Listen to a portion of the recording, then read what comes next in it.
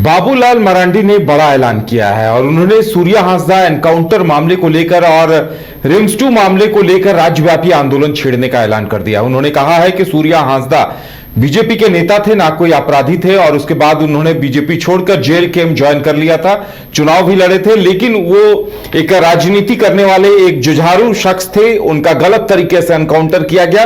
वहीं दूसरी तरफ नगरी को लेकर उन्होंने कहा है कि 1956-57 में बिहार के जो तत्कालीन सीएम थे उनकी तरफ से यह जमीन खेती के लिए किसानों को दे दी गई थी, जिसे अब झारखंड सरकार फिर से छीनना चाह रही है। ज्यादा जानकारी के लिए इस वक्त हमारे साथ हमारे सहयोगी मदन है।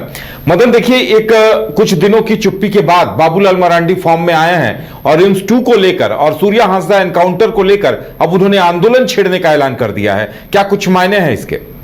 बिल्कुल, देखिए, अगर आप मानसून सत्र को देखें झारखंड विधानसभा का, जब दोबारा मानसून सत्र आहूत हुआ और उसके बाद सदन की जो कार्रवाई चली वो हंगामे की भेंट सिर्फ सूर्या हांसदा और रिम्स 2 को लेकर के ही हुई। लेकिन उसके बाद फिर ये मामला जो है थोड़ा ठंडा पड़ता हुआ दिखा। लेकिन आज फिर से बाबूलाल मरांडी, जो कि बीजेपी के प्रदेश अध्यक्ष भी हैं और नेता प्रतिपक्ष भी हैं, उन्होंने प्रेस वार्ता कहा कि अब हम लोग चुप नहीं बैठने वाले हैं। इस मामले को लेकर गंभीरता के साथ पहले भी सदन के बाहर और भीतर सड़क तक हम लोग प्रदर्शन कर रहे थे और अब पूरे राज्य में 216 प्रखंडों पर, प्रखंड मुख्यालयों पर विरोध प्रदर्शन कर राज्यपाल महामहिम तक जो है यह संदेश देंगे कि सूर्या हांसदा की हत्या हुई है और उस मामले की जांच सीबीआई से कराई जाए। पूरे तरह से अगर देखें तो सरकार पर आरोप लगाते हुए बाबूलाल मरांडी ने कहा कि एक उभरते हुए समाज सेवी और नेता को इनकाउंटर कर, फर्जी इनकाउंटर कर मारा गया है, साजिशन हत्या की गई है। जिस तरह से उन्हें पहले देवघर जिले में ले जाया जाता है मोहनपुर इलाके में और फिर वहां पर 3rd डिग्री दी जाती है, बिजली करंट शॉट लगाया जाता है और फिर उसके बाद जब उनकी मौत हो जाती है तब गोली मारी जाती है। मीडिया को भी जिस स्थल पर बताया जा रहा है कि इनकाउंटर हुआ है वहाँ तक उन्हें, मीडिया को नहीं जाने दिया जाता है और कोई भी निशान तक नहीं मिलते हैं। तो ऐसे में एक सुनियोजित तरीके से, जो कि एक समाज सेवी था, अपने घर में लगभग 250 अनाथ बच्चों का भरण पोषण कर रहा था, उसे शिक्षा दे रहा था, ऐसे समाज सेवी को एक तरह से साजिशन मारा गया।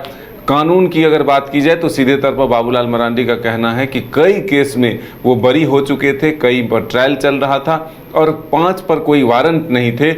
ऐसे में पुलिस ने किस आधार पर वो उस व्यक्ति को गिरफ्तार किया या फिर अपने साथ ले जाकर के टॉर्चर किया और उसकी हत्या की। तो अब सीधे तौर पर सीआईडी जांच से बीजेपी संतुष्ट नहीं है। इस मामले को लेकर जनता के बीच भी जाना चाहती है और सरकार पर एक दबाव बनाना चाहती है कि वो आने वाले दिनों में इस मामले की जांच सीबीआई से करवाने का एक तरह से आग्रह करे। वहीं मदन, दूसरी तरफ जी, ये जो नगरी की जमीन है रिम्स 2 के लिए, बाबूलाल मरांडी कह रहे हैं कि 1965-67 में ही ये जमीन दे दी गई थी आदिवासियों को खेती करने के लिए। और देखिए, ये तथ्य भी सामने आए थे, लगातार आंदोलन के वक्त भी ये कहा जा रहा था कि वहां के जो 2 रैयत थे, एक जो मुस्लिम रैयत थे उन्होंने मुआवजा ले लिया था, लेकिन जो आदिवासी थे उन्होंने मुआवजा नहीं लिया है। इस पर अभी भी विवाद है, तो लगता है ये मामला भी आगे और तूल पकड़ेगा। बिल्कुल, देखिए, बाबूलाल मरांडी ने जिक्र करते हुए कहा कि 1955 और 56 में जो नगरी के विस्थापित थे, जो रैयत हैं, वो एक तरह से अपने ज़मीन को अधिकृत करने नहीं दिए। उस समय भी बिरसा एग्रीकल्चर जो है वो इस ज़मीन को अधिकृत कर रहे थे, लेकिन जब विरोध हुआ तत्कालीन मुख्यमंत्री वहां पर पहुंचे, फिर ज़मीन रैयतों को वापस किया गया और 2012 तक मालगुजारी दिया गया और फिर अचानक 2012 में फिर से एक बार जो है आईआईटी और आईआईएम बनाने को लेकर के अधिग्रहण करने की बात सामने आई थी। उसका भी विरोध किया ग्रामीणों ने, रैयतों ने, तो अब फिर जाकर के उस ज़मीन को छोड़ दिया। लेकिन फिर से एक बार सरकार जो है उस ज़मीन पर अपनी नज़र गड़ाए हुए है और रिम्स 2 के नाम पर आदिवासी गरीब लोगों की ज़मीन जो है हड़पने की कोशिश जो कर रही है, इसका पुरजोर विरोध 24 तारीख को भी हुआ और फिर एक बार 11 तारीख को जब हम लोग विरोध प्रदर्शन कर रहे हैं प्रखंड स्तर पर, तब इस मामले को भी उसके साथ भेज रहे हैं कि गरीब रैयत आदिवासी समाज के लोगों को भूमिहीन नहीं बनाया जाए, बल्कि उनके जीवन बसर के लिए जो ये छोटा सा टुकड़ा है उसे रहने दिया जाए, रिम्स 2 कहीं और बनाया जाए। तो सीधे तौर पर अगर आप देखें तो इन दो विषयों को लेकर बीजेपी मुखर हो गई है, सड़क से लेकर सदन तक आवाज उठाने को तैयार है और पुरजोर तरीके से विरोध जो है करने का रूपरेखा तय किया। और 11 सितंबर को इसीलिए पूरे राज्य में बीजेपी ने प्रखंड मुख्यालयों पर विरोध प्रदर्शन का कार्यक्रम तय किया है। राज्यपाल तक एक मैसेज देने की कोशिश हो रही है कि सीबीआई जांच और नगरी के जो रिम्स 2 को लेकर के जमीन अधिग्रहित किए जा रहे हैं उसे वापस किया जाए। चलिए मदन, हमारे साथ जुड़ने के लिए और तमाम जानकारी देने के लिए बहुत बहुत धन्यवाद। तो देखने वाली बात ये होगी कि बीजेपी का ये स्टैंड कितना सफल रहता है और ये आंदोलन कहां तक कितना असरदार होता है, ये देखने वाली बात होगी। गोल जहां 27 वर्षों के सफर में 17,000 से भी अधिक छात्रों ने डॉक्टर एवं इंजीनियर बनकर भरे सफलता की ऊंची उड़ान, जहां साधारण छात्र भी असाधारण सफलता प्राप्त कर बना रहे इतिहास।